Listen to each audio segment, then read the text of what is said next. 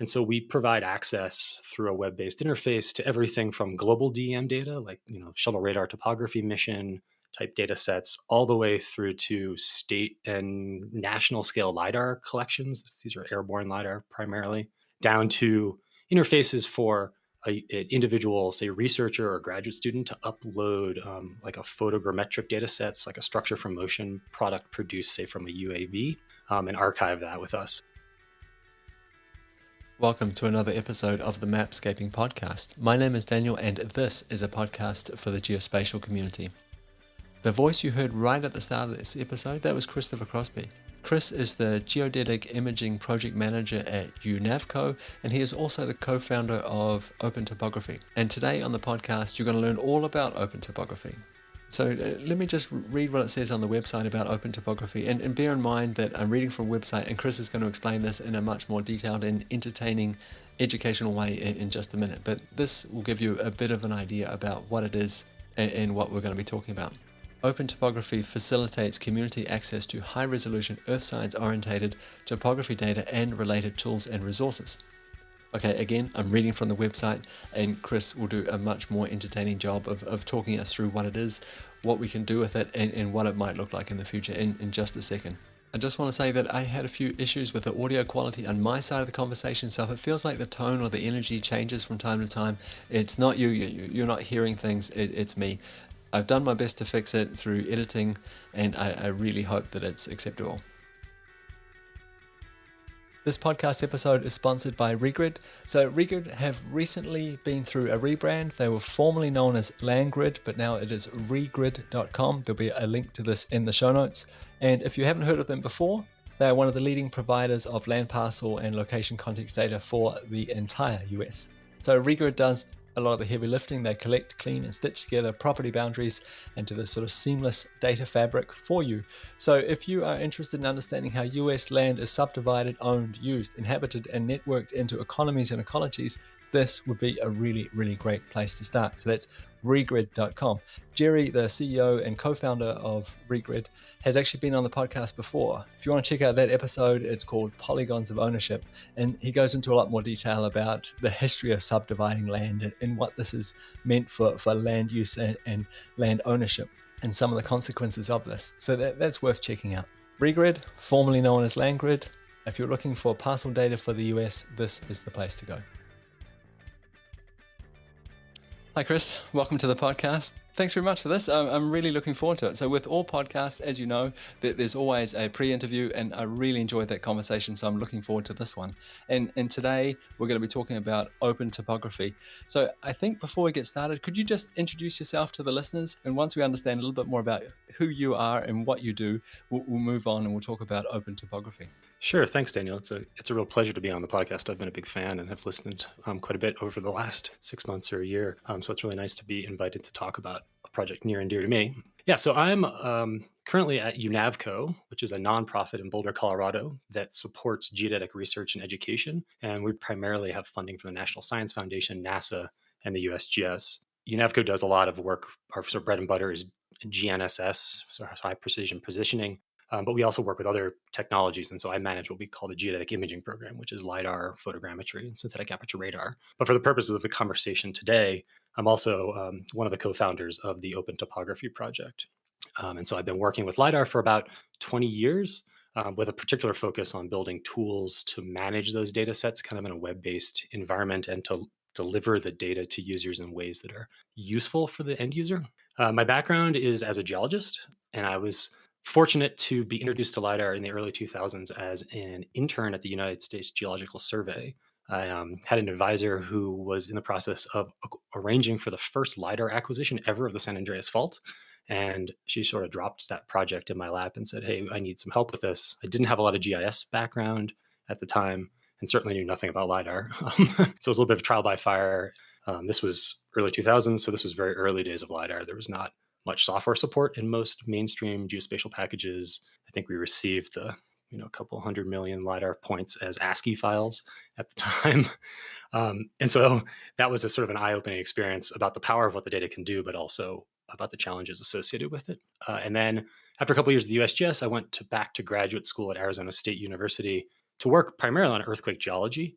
But my advisor at the time, a guy named Ramon Aerosmith, who's currently still a collaborator on OpenTopography, had some funding from the National Science Foundation that was sort of at the intersection between GIS, geoscience, and kind of information technology. And that was a collaboration with the San Diego Supercomputer Center, which is a computing facility at the University of California, San Diego. And I walked in the door and said, hey, I've been working on this LiDAR stuff for the last 3 years, and it's really complicated and it's really hard. Maybe we can leverage this collaboration with the Supercomputer Center to try to do some cool stuff with LiDAR. So fast forward, we did a bunch of prototyping. We started building super crude LiDAR data processing systems that were web-based. Things like, upload an ASCII file full points and get back a DEM. We put that interface behind things like ArcIMS and tried to build interactive web-based interfaces. And through that process, kind of got the folks at the Supercomputer Center pretty excited. So, my experience working with software engineers and computer scientists, especially people at supercomputing facilities, is when you start saying things like, we have hundreds of millions of points and we need to figure out what to do with them, they get excited. And so we kind of hooked that team and did a bunch of prototyping and iterating and building more mature systems. And it became pretty clear that we were going in the right direction. There was a lot of interest in LiDAR collection for various kinds of earth science applications, things like mapping more of the San Andreas Fault, mapping landslides, mapping volcanoes. And we seemed to be building something that fit a really critical need, which was delivering those data sets to users. And so after grad school, I ended up at the San Diego Supercomputer Center, and we actually built OpenTopography during that time. I spent 4 years there. And that was when we first got funding from the National Science Foundation, specifically in support of OpenTopography. So that was our first funding round was in 2009. So it's been over a decade of doing OpenTopography since then. Well, thank you very much for that look into your background. I'm sure you've mentioned lots of pieces of it here, but I think it would be really helpful for the listeners. If you had to summarize what OpenTopography is, what would you say? How would you describe it to someone? Yeah, so I think it looks a little different depending on how you come at it and what background you have and what community you have. But I think generally you'd say it's an online portal or clearinghouse, or maybe you might call it a spatial data infrastructure for topographic data. And so we provide access through a web-based interface to everything from global DEM data, like shuttle radar topography mission type data sets, all the way through to state and national scale LiDAR collections. These are airborne LiDAR primarily, down to interfaces for an individual, say, researcher or graduate student to upload like a photogrammetric data sets, like a structure from motion product produced, say, from a UAV, and archive that with us. So it's essentially a clearinghouse, a place you go to find data, topographic data in particular. I think our mission statement is something like democratizing access to high resolution topography. And that's really one of the things we've done to emphasize that democratization is to co-locate the data archive with tools that you can run dynamically to generate products from that hosted data.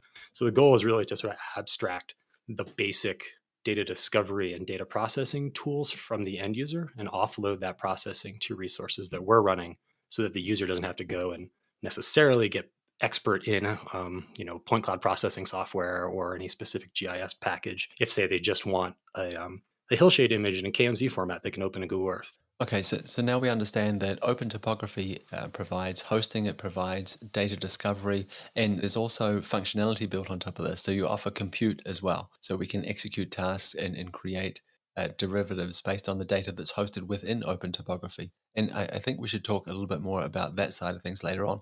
But right now, I'd like to know a little bit more about the data itself. Is this a seamless data set of topographical data for the entire world? Is it based on individual data sets? Maybe you could just put a few more words around that for us. Sure. So the continuity of the data, so to speak, really depends on where it came from. So some of the global data sets, these things like shuttle radar topography mission, there's new Copernicus DEMs, various products like that are essentially global and very homogeneous. They're standard raster resolution of, say, 30 meters. They cover most of the Earth. Maybe they don't have coverage at the very highest latitudes. And so those we treat as essentially a seamless data set. So a user can make a selection anywhere on the Earth and get back the underlying DEM data as well as derivatives derived from those data. Things like LiDAR data tend to be much more project specific. And so we tend to treat them that way. So if a data set was collected over a county in the United States, that data set gets ingested and managed kind of as a coherent block of data. It gets really messy when you start trying to stitch data sets collected from different time periods across the boundaries of the collections. As you might imagine, there's issues with coordinate systems and datums and differences in processing and difference in quality of control of the aircraft positioning that goes into sort of what the data look like and what kind of artifacts are present. So we typically manage those data sets on a case-by-case basis at the moment. So recently we've seen formats like cloud-optimized geotiff, for example. And the magic I think about a cloud-optimized geotiff is you can make these range requests. So you don't actually have to host a copy of the data yourself. Does OpenTopography make use of these kinds of formats, of sort of streaming data, of not hosting data? And if so, is there something similar to cloud-optimized geotiffs that can be used for point clouds? Yeah, so it's a great question. We've recently adopted the COG format, Cloud Optimized GeoTIFF format, in OpenTopography. We actually took essentially our whole raster archive and converted it to COGs and made it so that our on-demand services produce COGs, in part to enable what you're talking about. So the data sit at the San Diego Supercomputer Center, and you can use things like the Amazon APIs, the CLI, and interact with those COGs and pull data out. And so in the raster space, we've done that. In the point cloud space, Howard Butler, who's been on this podcast, and some of his colleagues have been working on a new COG-like format for point clouds. I think they're calling it COPC, so Cloud Optimized Point Clouds. And I've been following the effort on GitHub, but it's definitely still in its formative stages. They're, I think, finalizing the specification. But the idea is to basically be able to do the same kinds of dynamic streaming from a static set of point cloud files sitting on disk. And so there's kind of an integrated octree type of format within those point cloud files, and then it relies on the LAZ, which is the compressed LAS format compression. So you're streaming the depth within that octree that's appropriate. It should enable a lot of really interesting things once it's complete, but it's still early days. I also want to ask a question about what happens when we ingest data into OpenTopography. So let's say I upload a file to OpenTopography. Are you looking at any of the metadata? Are you doing any sort of data cleaning on the way through the process? Or is it just it comes the way it is and is accepted into OpenTopography and then available to anybody who wants to access it? So yes, there's two pathways data end up in OpenTopography. There's one, which is the upload pathway, which is users uploading relatively small data sets because you can't push hundreds of gigabytes of data through a web browser for ingestion typically. And then there's another pathway, which is like we pull the data off of some remote resource or via hard drive, and then we run it through our ingestion process on the back end. Both of those workflows, we do kind of file level quality control. So we're checking for things like, does the data set have coordinate systems set in the headers? Are those coordinate systems consistent? Are there any other problems with things like within the point cloud files, making sure the range of values in the files match the bounding box that's described in the header? Those kinds of things, the kinds of file level issues that are going to break our systems when people start making dynamic queries against the data set. The thing we're not doing, quality control of things like, are there flight line misalignments within the LiDAR data set? How good are the point cloud classifications? So, you say this point is ground. Is it actually from the ground, or is it actually a point from the vegetation that's misclassified? That level of quality control is very labor intensive. And so we don't do that. We essentially take the data as it was delivered to whoever funded it or solicited the data collection, because we hope that someone else upstream of us did some of that quality control, took delivery of the data, handed it to us, and we ingest it and make it accessible to users. So it's definitely fair to say that all LiDAR data sets are not created equal, and certainly all data sets in OpenTopography are not the same. And so depending on what you're doing with the data sets, it's definitely worth looking at them, exploring them, and fortunately provide tools that make that relatively easy to do. And really trying to understand exactly what's going on. Every data set we host has a survey metadata report associated with it as well. So if you want to go back and look at how the GNSS was collected or what kind of ground control was used or those kinds of things, you can always kind of go dig into those documents. Just out of curiosity, can I, in those documents, can I also see what platform was used or perhaps what sensor was used to collect the data? Yes, in general, yes. So we classify the data sets by platform. Basically, is it a airborne LiDAR data set? Is it a terrestrial LiDAR data set? Was it collected from a UAV? Is it some kind of global platform that probably came from a satellite? So we have that level of distinction. But if you want to know what laser scanner was used, like was it a Regal, scanner X or a Optec Y type of scanner? Yeah, that's in the PDF reports typically that accompany these data sets. So when you have a platform like OpenTopography and you allow users to contribute their data to it, do you have to consider that this data might sort of contain culturally sensitive artifacts or perhaps things that might be considered of importance to national security? Is there any sensitivities around that side of these data contributions that you need to be aware of? Yeah, and we're doing some of that already, actually. So the a good example is the archaeological community has really gotten excited about lidar in the last decade or so, and have started doing things like lidar surveys over places in Central America, Southeast Asia, and we have some of those data sets inside of Open Topography because the data were collected with National Science Foundation funding. But because of sensitivities about what you can see in that data and the potential for looting of sites and things like that, we restrict access to those data sets.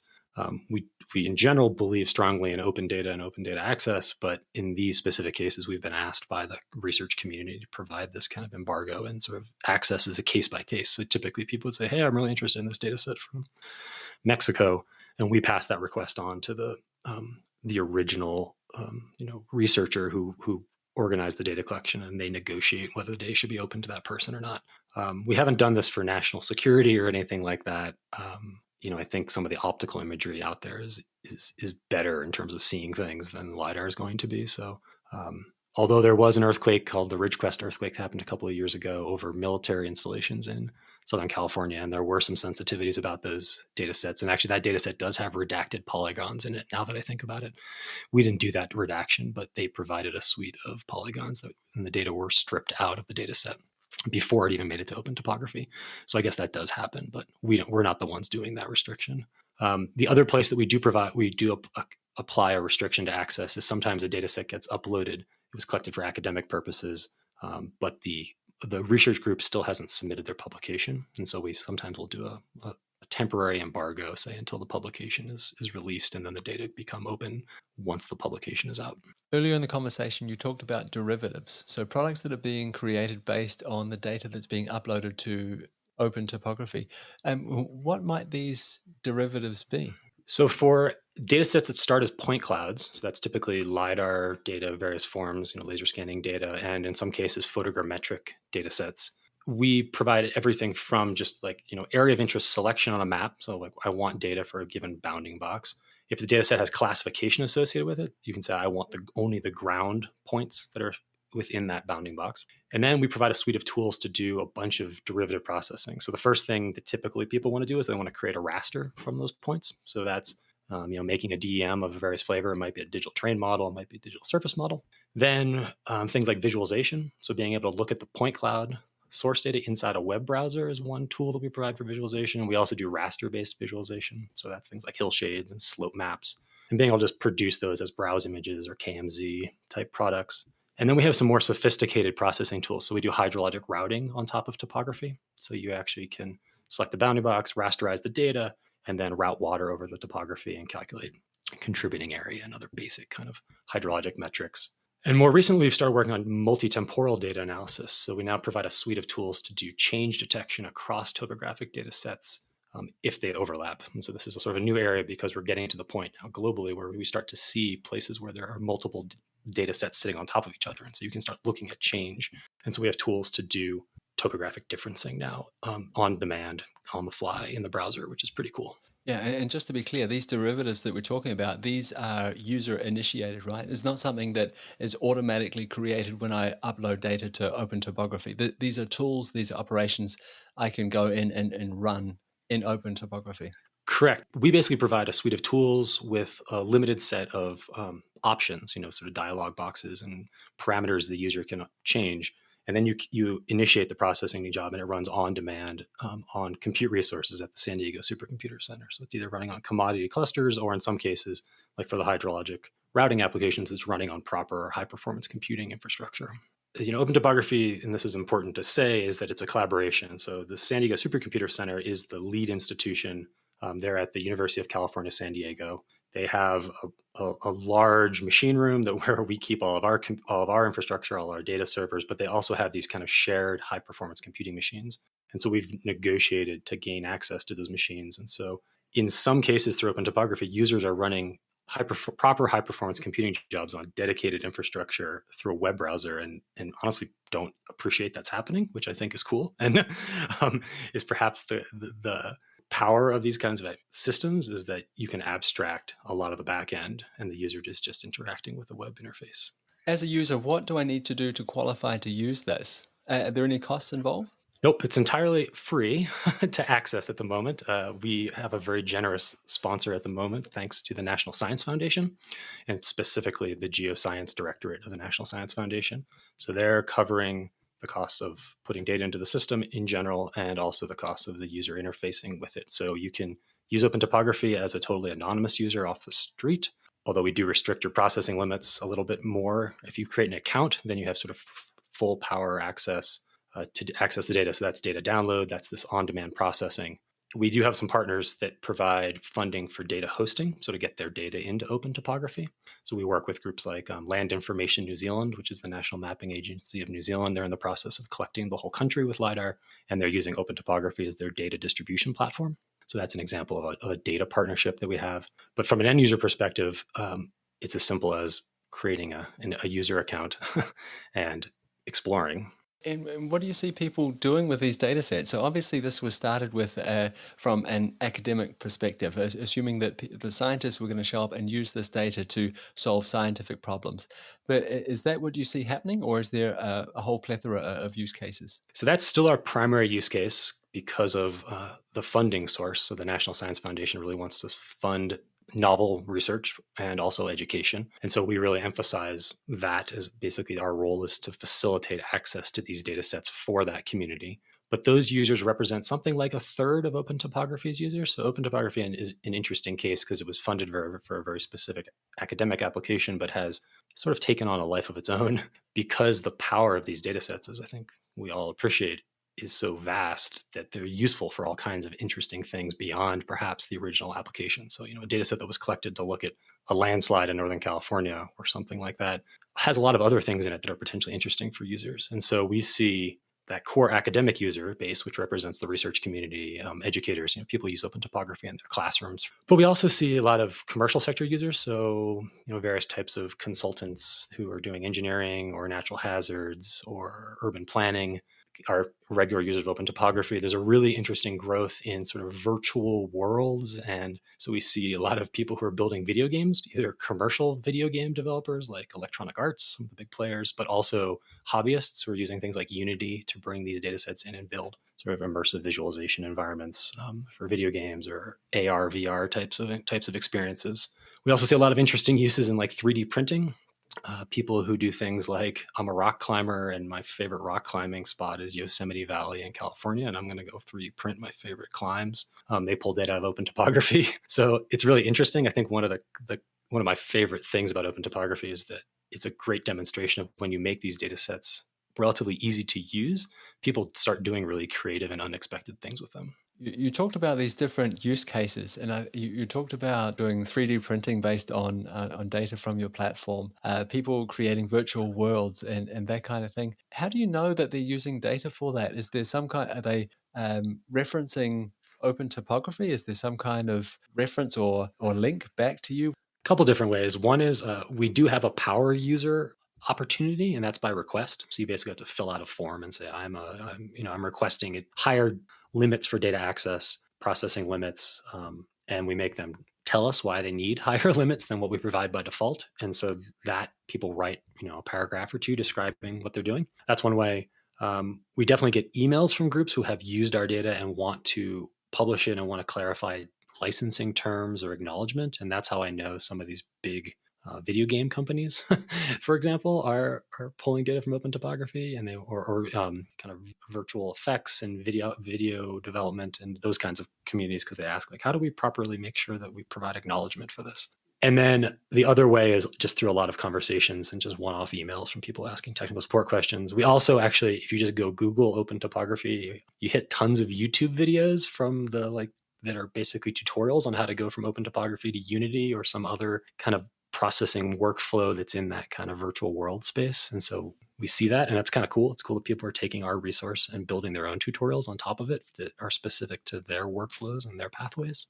Yeah, absolutely. But I'm wondering about if there's any tension here, right? So we've got a bunch of different use cases, and a lot of which was never the initial focus, right? It's never the reason why this project was funded. Is there any sort of tension there, or are people just generally happy that the data is being used and value is being created?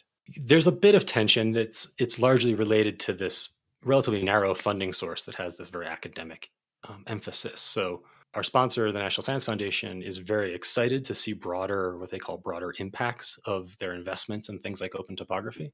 But there's also a bit of a tension about the fact that a lot of other sectors that are not directly NSF related are gaining a lot of value and getting access to these data sets. And so that is something that we're constantly trying to navigate, is basically to build a sustainable funding model around open topography that sort of acknowledges the diversity of the user base. And so part of that has been with partnerships like the Land Information New Zealand partnership, where we work with them and they leverage our system. They cover the costs of data storage and data distribution for their data sets because they value that kind of return on investment that open topography enables.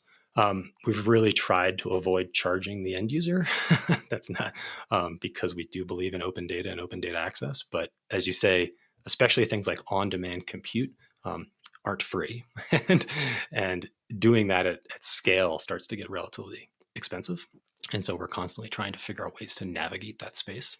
Are those kind of partnerships, do you see them as being the way forward, as providing that sort of stable business model around open topography? I guess what I'm getting at is, do you see this kind of business model, these kind of partnerships, as the way forward for something like open topography and perhaps for other projects in a similar position?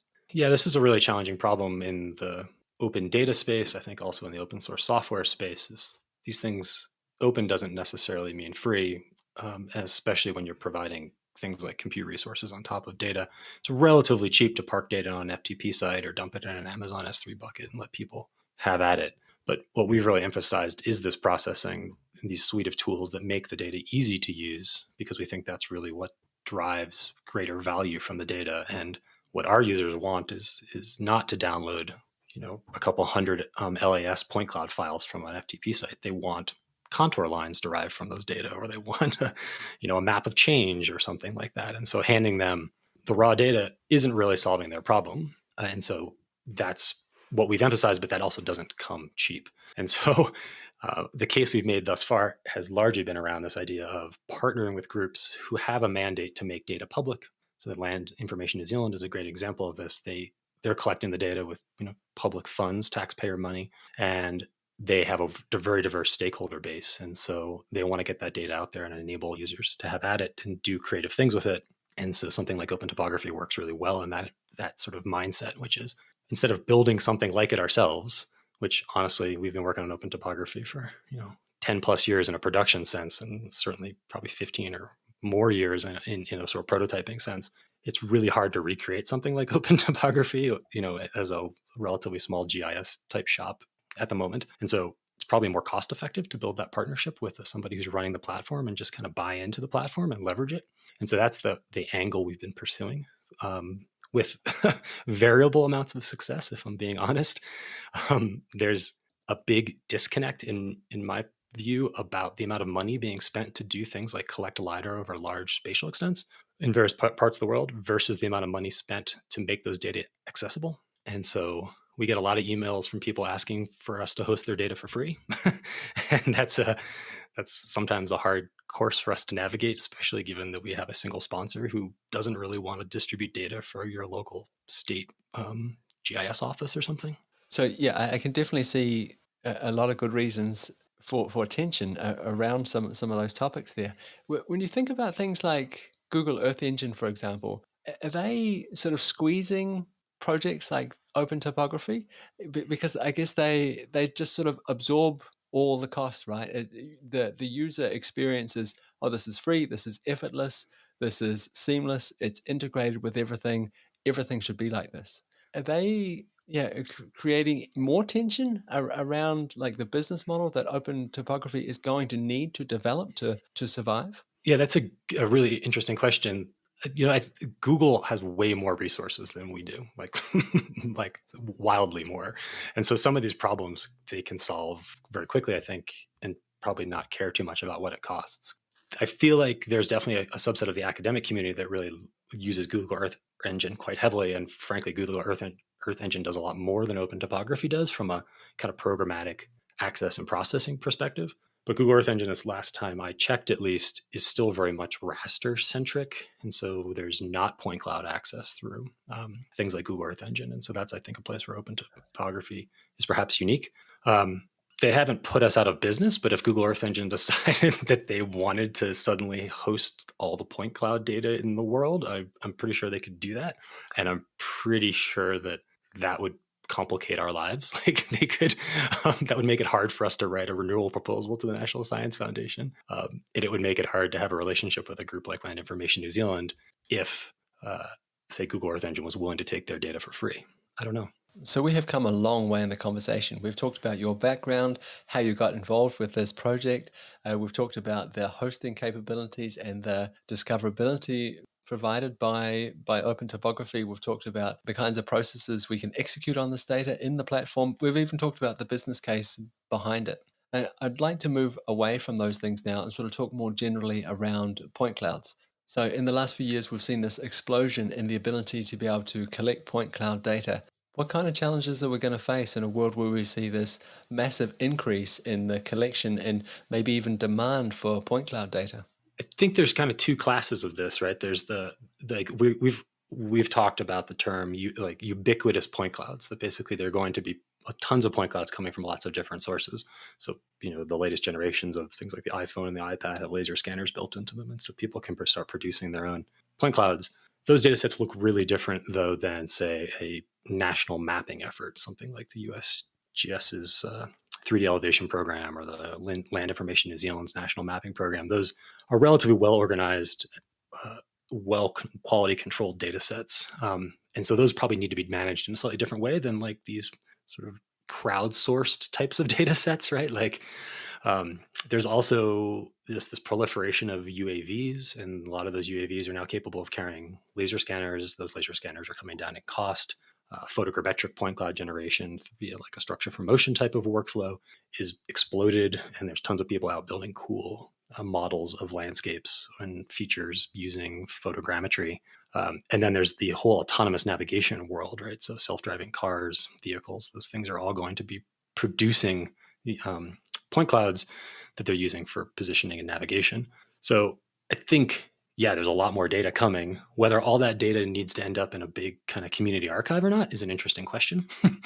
But I think there's a lot of interesting things you could do. Imagine like, multi-temporal data analysis of change in an urban corridor as a function of data produced by autonomous vehicles, right? You could look at how things are changing on an hourly basis, certainly a daily basis, if you had all that data in a central repository.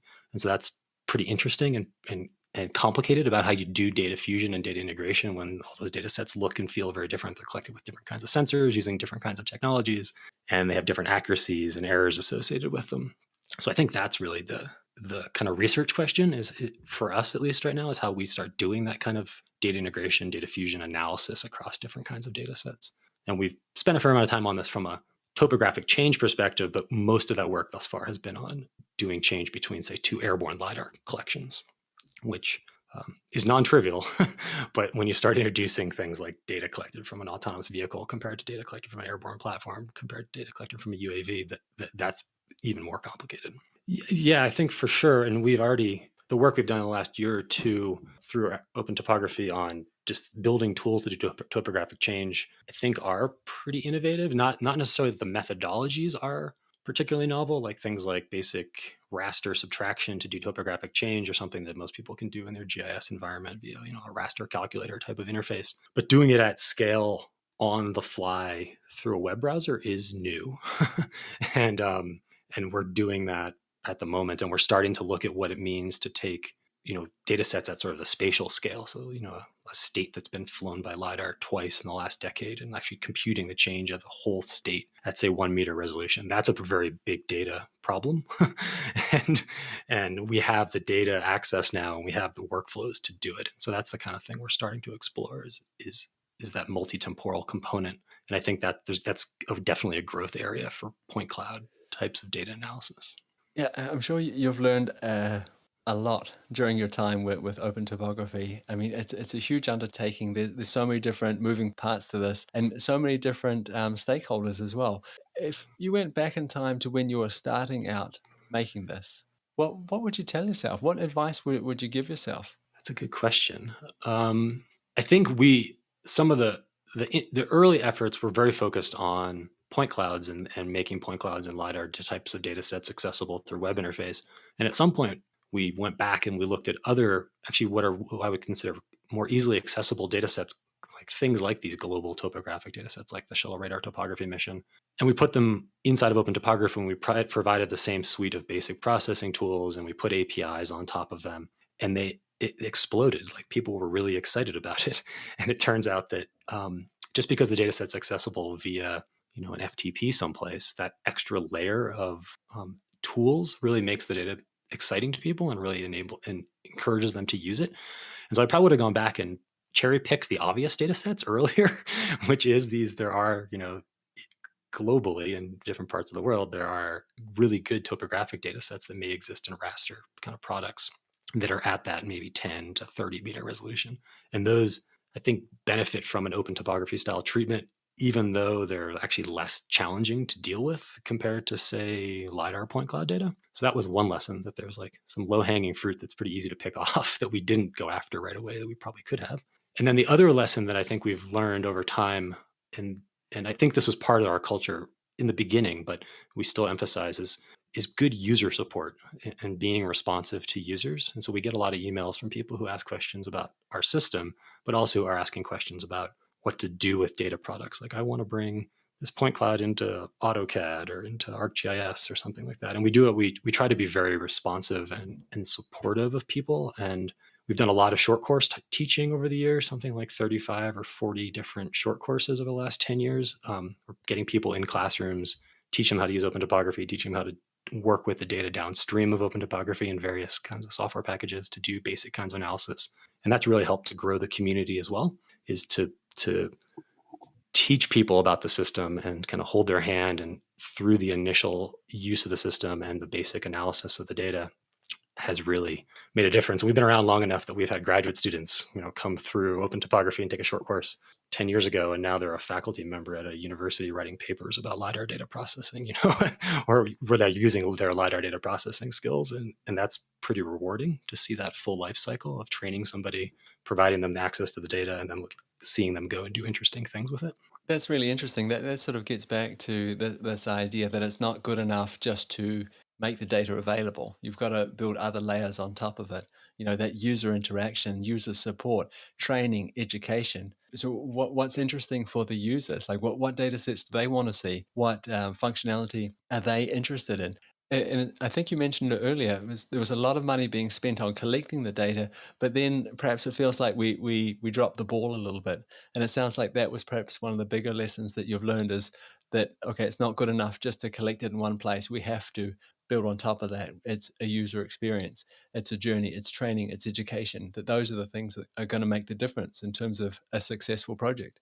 Yes, for sure. Like, I think those have been critical to the success of Open Topography, is that engagement with the end user community through things like short courses. Things like supporting documentation and tutorial videos are always a challenge to keep up to date, and we've done an okay job of that. We're not great at it, but we're trying to get better. But I do think that this bigger lesson from just looking at the LiDAR and sort of topographic mapping community beyond Open Topography is that I do feel like there is this imbalance between the amount of money being spent to collect data versus the amount of money available to distribute those data sets. And it's very, kind of ad hoc. Each state's doing their own. In the United States, at least, each state is doing their own thing. I think in Europe, you see the same sort of thing. Different countries have different types of data clearinghouses with different levels of functionality, everything from your static FTP, your sort of very standard FTP site, up to systems that look more like an Open Topography. And I think it's a missed opportunity. I mean, I appreciate that getting the data is really important, right? If we want to achieve national scale 1 meter topographic data, that's a huge mission, and it's cost a lot of money. But the USGS is spending something like $100 million a year in federal funds to collect these data sets. But when it comes time to distribute the data, it always feels like there's no money.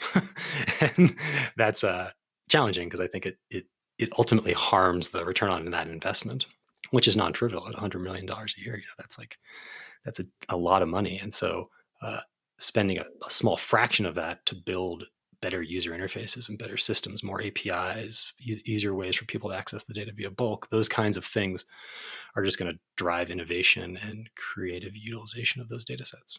Towards the end of these conversations, I'd like to leave the listeners with an idea of where this is going, what the future might look like for open topography. And I guess I'm wondering, is this simply going to be a case of more data, more better, or is there something else on the horizon for the future of open topography? Yeah, I think it's two things. It's like more data, more better for sure. Like people come to open topography for the data. Ultimately, I think that's the fact that they can get the data and it's relatively easy to use and has that suite of tools is definitely the primary draw. So for us, being able to access data more globally is definitely of great interest. We have a very US centric and New Zealand centric, thanks to our partnership with Lynn's worldview. So we're open, but we're not all the topography. So, and this is a common email request as well. It's like, do you have LiDAR data covering my spot in, country X or Y? So I think trying to provide more centralized access to data sets from other places, and that's partially a funding problem. It's also partially a global culture around open data. Certain places have less open data policies than others, and that's a changing landscape and I think improving overall. But then also the other facet, I think, to the future of open topography is sort of sustainable business models around how do we do this at scale, and how do we keep building new types of tools. So this is like the multi-temporal component that we talked about, is like things like analysis across these very diverse and different kinds of point clouds and other types of geospatial data kind of in an integrated environment is definitely something that we're thinking a lot about. But yeah, I think more data is always always something that we're interested in doing. And there's been a lot of great movement in the community towards things like publishing data sets into more easily accessible resources like Amazon S3 buckets, where you can reach out and grab a data set without having to host a whole copy of the data set. And that's quite powerful for us because storage is another primary cost. And so, for example, in the US Geological Survey, working with Howard Butler, who's been on your podcast in the past, have published the 3D elevation program LiDAR data set into an Amazon S3 bucket. And then we went and built a bunch of tools to reach out and grab that data and pipe it through our processing tools. So that kind of decentralization of data, but also open access to data, is really powerful, and it enables us to do kind of federated access in a way that enables scalability and doesn't require us to make a whole copy of the 30 plus trillion points that are in the USGS's 3DEP data set. Chris, I really want to thank you for your time. I want to thank you for your patience and for your work over the last 10 plus years, I believe, with Open Topography. It's much appreciated, and it's an incredible service that you offer. It's absolutely amazing. I really hope all the listeners go and check it out if they're not familiar already. Before I let you go, where can the listeners go if they want to reach out to you? Is it just opentopography.org? Is that the best place to go, or is there somewhere else that they could go to get more information or perhaps continue this conversation? Yeah, so if you're interested in open topography, I really encourage you to go to opentopography.org. And the data tab is where most of the action is. That's where you start finding data. We have a pretty active social media presence. So if you're interested in like the latest breaking news on things happening in open topography, new data sets we've released, new features, new supporting kind of tutorial types of resources, we're on Twitter, Instagram, Facebook. Those are all just at open topography. And then my personal Twitter account, I'm marginally active on Twitter, is Crosby CJ on Twitter. And so you can also just send us an email at info@opentopography.org. And that goes to most of the team. We're a small project, so there's not that many people getting email. And one of us will get back to you hopefully very quickly, because we try our best to be very responsive to our users. So if you've got a question, you've got a suggestion, want to pick our brain about something, want to talk about collaborating on something, definitely reach out. We'd love to talk. Thanks again. I really enjoyed talking with you. Thanks a lot, Daniel. It's been a pleasure. Big thank you to our sponsor, Regrid, formerly known as LandGrid. So Regrid, in case you haven't heard of them before, are one of the leading providers of parcel and location context data for the US. Regrid, collect, clean, and stitch together property boundaries for the entire US and make it really easy to get access to this. If you want to understand how US land is subdivided, owned, and used, Regrid would be a great place to start. They offer a free trial, so you can download up to 50,000 rows of parcel data for free and try it out. They have a self-serve data store, a parcel API, a vector and raster tile. So I guess the thing you should take away from this is that they have pretty amazing data and a bunch of different ways you can get at it. Regrid.com, formerly known as LandGrid. So I really hope you enjoyed that episode with Chris and OpenTopography. I just want to point out that there's a lot of really amazing resources available at opentopography.org. So there's a whole lot of online training courses. There's curriculum for educators. There's an archive of all of the courses that they've done. There's also a tool registry. So if you're looking for tools to work with this kind of data, this would be a great place to look. And I think probably if you've enjoyed this episode, it might be worth checking out previous episodes that I've published. The first one I'd like to recommend is LiDAR from drones. So you won't have to go very far back in your podcast feed to find this. But I think if you're interested in collecting data from drones, this would be a great episode to listen to. And I think, again, talking about tools that we can use to work with this kind of data, you might be interested in an episode around the Point Data Abstraction Library, or PDAL. So Chris also talked about the different use cases. I think he mentioned something like 30% of all the actual use cases have some sort of scientific background. So OpenTopography is being used for a lot of other things that don't necessarily involve science. And we talked also a little bit about the business case for this kind of platform. And I think if that's something that you're interested in, go back in the podcast archive and look for an episode called Access to Data, Making Room for Unexpected Contributors. This was a really interesting episode for me. It was all about giving people free, unlimited access to geocoding services. What happened when that service was made freely available to people. And my guest also tries to sort of put in a return on investment. So yeah, it costs a lot of money to do this, but what did we get out of it? And it's just a really interesting discussion about what happens when we make data freely available and make it easy to find and use and navigate. So if that's something you're interested in, again, check out an episode called Access to Data, Making Room for Unexpected Contributors. And that's it. Thank you very much for listening all the way to the end. I really appreciate your time. As always, you're more than welcome to reach out to me on social media. You can find me at Mapscaping on Twitter. You can just search for me, Daniel O'Donoghue, Mapscaping, something like that. You'll find me on LinkedIn. These are the platforms where I'm most active. And if you're interested in getting an email from me from time to time, I'll put a link to that in the show notes, or visit mapscaping.com. Okay, that's it from me. We'll talk again next week. Bye.